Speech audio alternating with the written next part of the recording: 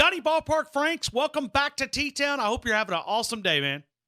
I am absolutely having an awesome day and just counting down the days. Just happened to glance up and look at the calendar and realize we're less than a month away from SEC Media Days there in Hoover. Yeah, I cannot wait. I cannot wait. It's going to be a quarterback. Hopefully, we don't have a release yet from the SEC, but I assume there'll be a lot of quarterbacks because you look at the SEC, I think we're taking an uptick in the quality of quarterbacks in this league in 2019. I'm glad you brought up the quarterbacks. It's not just the ones that are coming back, but it's also the big question marks about the transfers that will be taking over some of these offenses across the SEC land. You think about a Kelly Bryant transferring him from Clemson to Missouri. I mean, that's one that comes to mind. You've got one that's just a transfer from one school to another in the SEC, like Nick Starkel. But, the list goes on and on and on, and I'm really intrigued to see exactly how this all plays out in 2019. Johnny, when you look at Alabama, what's your biggest question mark around this football team from your perspective as you look at this team? Well, it's interesting. We talk about Alabama under Nick Saban, and we've talked about some of the losses and quote unquote taking those failures and growing from them. I go back to the Iron Bowl from 2010 and how Alabama responded in 2011. But this is really uncharted waters. We look back at how this past season played out. Now, from a coach's perspective, and I know you and I have talked about it, a play here, play there, the Clemson game could have been a lot different story playing out in that fourth quarter. It could have been a one-score game going into the final few minutes. But that's one thing that we can talk about. But the players have to understand that as well, the ones that were returning from last year's team and that disappointment. But, when we talk about responding to losses, this is a different story the way Alabama lost to Clemson back in January. Well, it's a 44-16 game, and trust me, there's no way. This has probably been one of the most talked about games we've ever covered on this program. I mean, we've played the what-if game for 170 days. I mean, what if Josh Jacobs stays in the game instead of Damian Harris when they're trying to push it in inside the 1-yard line? I mean, what if they don't take Josh Jacobs out the hot hand and they leave him in and he's able to get across and it makes it a little bit tighter game? What if Tua doesn't throw that pick six? I mean, you go through, what if they had a place kicker and they don't have to call the game? I mean, think about that. I mean, the luxury of having a place kicker that can hit a PAT or a short field goal, that's a luxury, especially we're here in Tuscaloosa. Hey, by the way, do you feel comfortable with that? Has that, has that area been, addressed, or are we going to have to play the wait and see game? I think you're going to have to wait and see. I think it's like closing for the New York Yankees. It's kicking for Alabama. It's different. You can have a guy. Richert is a guy that comes in, a lot of leg, a lot of confidence. He's coming here to win the job. We had a chance to interview him last summer. Solid kicker, one of the nation's top in high school ranks. But, man, when you put that crimson jersey on, something happens, bad kickers, man.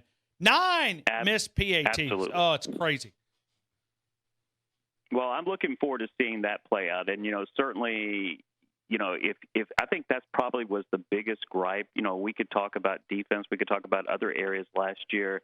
But as well as I do, especially if you look at social media, everybody was always talking about the kicking game when the conversation started talking about Alabama and issues that concern you moving forward.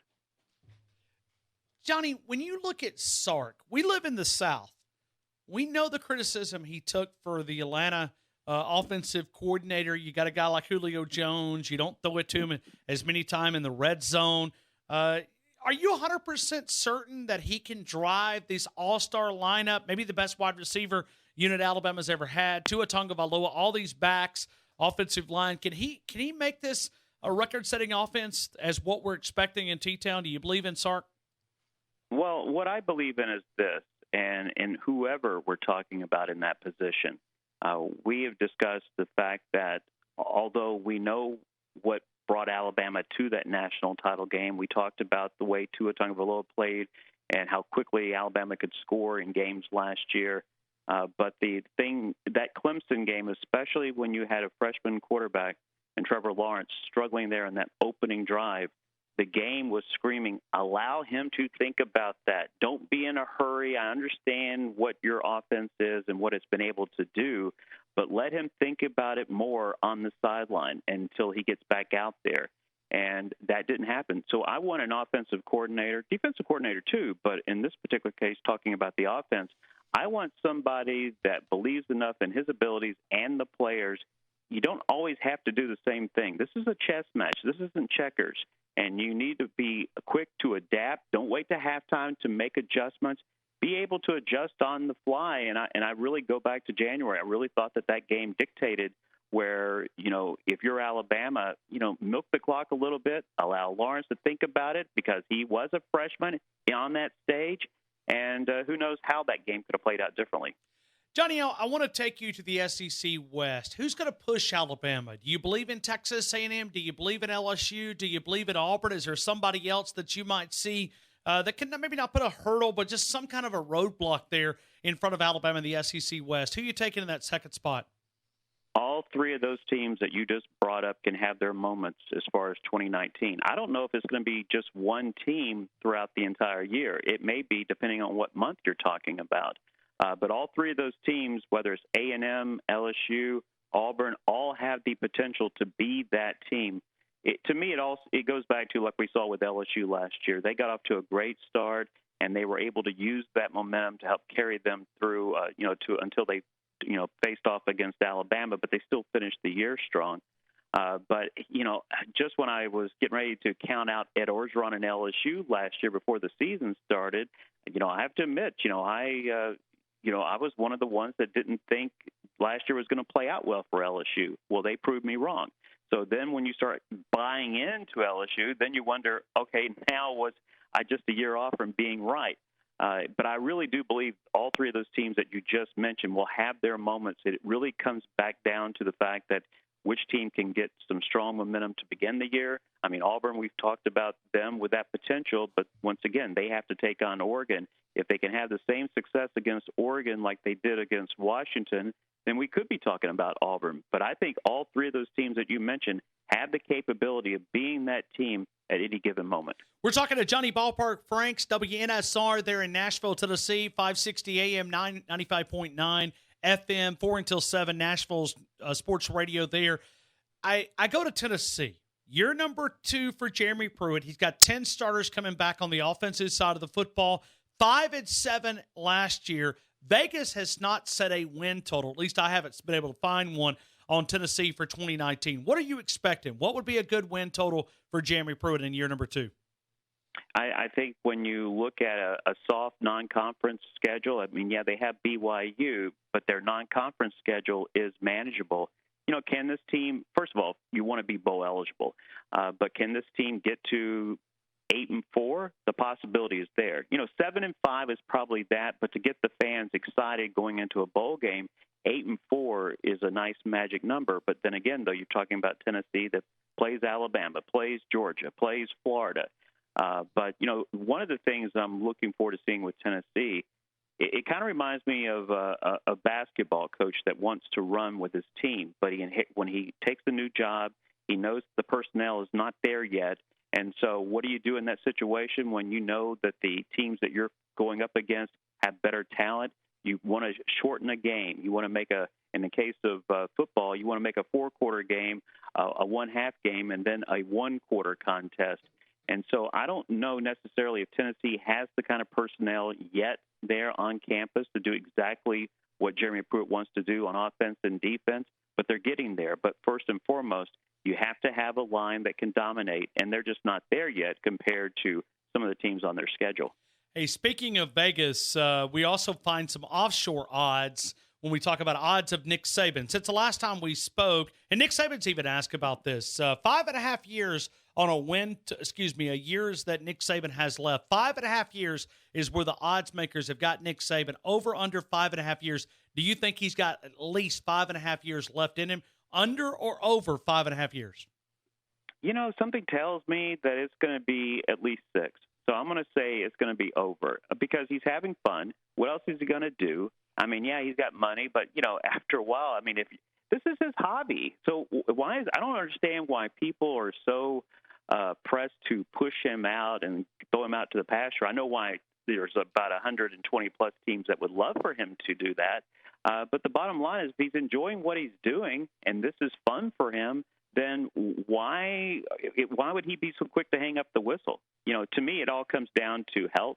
because when you get 50, and I'll just say that's the magic number. When you turn 50, then you start realizing there's more light behind you than in front of you. But long as you stay healthy, and we have nothing to believe. I mean, yeah, you had the surgery as far as the hip, but when I'm talking about health, I'm talking about somebody with heart conditions and things like that. But as long as you can be healthy and he's enjoying what he's doing, I don't see any reason why he's going to hang it up just yet, because he still feels challenged. And as long as he's winning, I think that's what if he starts seeing a slip with the W's, then maybe he starts thinking along those lines. But right now, there's no reason to be in that conversation with him, because I really believe that he loves what he's doing. And so I'm going to say at least 6. Johnny, you live in a town that has a lot of professional love, whether it's the baseball, the basketball, the football, the Tennessee Titans, or the Predators. I'm just curious with your reaction, because I know that you reacted there on the Twitter account at BP Franks Show. Johnny Ballpark Franks joining us right now. Tampa Bay exploring the option to do 2 cities. I think it's the dumbest thing I've ever read. Well, first of all, if you're going to be playing half your games in Montreal, I mean, they're going to want the nickname the Expos, because last time I checked, I don't see any Rays up there in Montreal. Great point. Going to an aquarium or something. So I hate the idea, and I've stressed all along. I always thought that Nashville, the very first major sports league that would have come to Nashville, and a lot of it has to do with the fact that my first job out of college, I was the media relations director for the Nashville Sounds, which at the time was the AAA team for the Cincinnati Reds. But I always thought that baseball, Major League Baseball, would have been the first major athletic program to be here in Nashville. But now you're talking about, you've got the Nashville Predators, then the Tennessee Oilers now / Tennessee Titans. You've got MLS coming. But to me, baseball would have made sense in the city of Nashville. But yeah, I can see why they're doing it. They want fans, and they want support, and they're not getting it in Tampa. So I can understand why you would explore that. I think it's a stupid idea. But the bottom line is, will they be successful doing it? My guess tells me probably more so in Montreal. That may be. Johnny Ballpark. And this may be that thing. And this may be that thing too, by the way. This may be the thing where they kind of test the waters, and if all of a sudden Montreal shows that, hey, we want this more, it may be a thing where they transition from Tampa to Montreal. Well, and think about that for just a couple of seconds. When you look at attendance, we were down at Destin a couple of weeks ago, and these ADs and these coaches, the attendance seems to be a conversation. How do we continue to drive that number? Because if you're down 1,000 seats, that's a lot of cash, and so I wonder now, has the 65-inch LED television that they're competing with, people now they favor that 65-inch LED television more than paying $60-$70 for tickets? Well, for my profession, not unless it just happens to be a right kickoff or whatever the case may be. From my perspective, knowing what I have to do, I'm quite comfortable in my living room, in the man cave, being able to switch around. I'll tell you, my viewing habits, I will be recording 3 or 4 games at the same time, and I'll be, when one goes to a commercial break, I'll pause it, go to another channel, and go back and start catching up on that particular game, because I want to be able to talk in depth about more than just one game. I mean, I can understand in your situation being in Tuscaloosa, obviously Alabama at the forefront.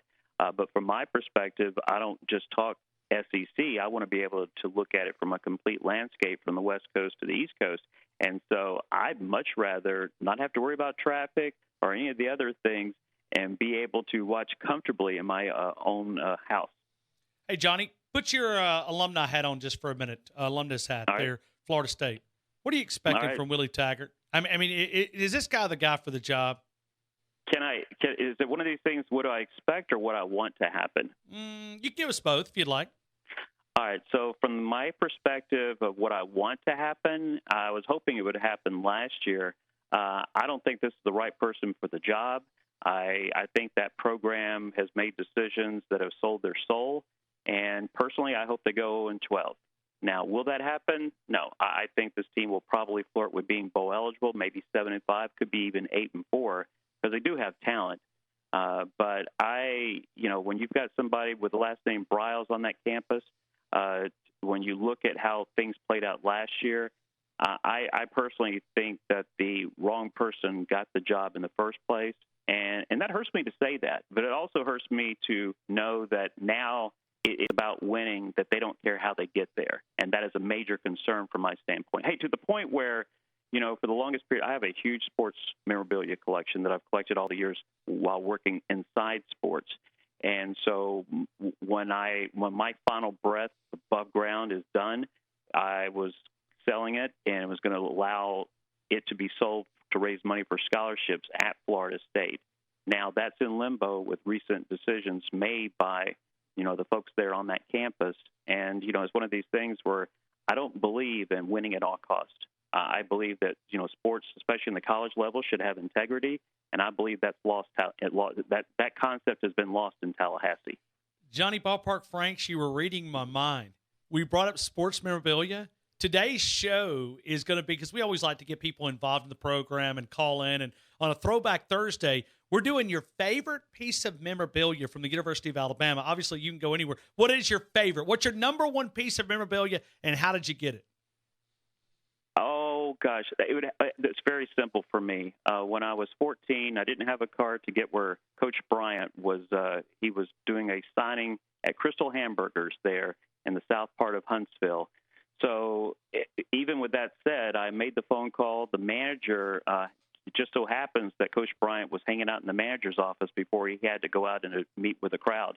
And so the manager put Coach Bryant on the phone with me, and he says, and I thanked him for making Saturday special with all the victories. He says, well, son, I'm going to be at this particular hotel at 4 p.m., which was less than a mile from my house. He says, if you would like to meet me, I'll meet you there at 4.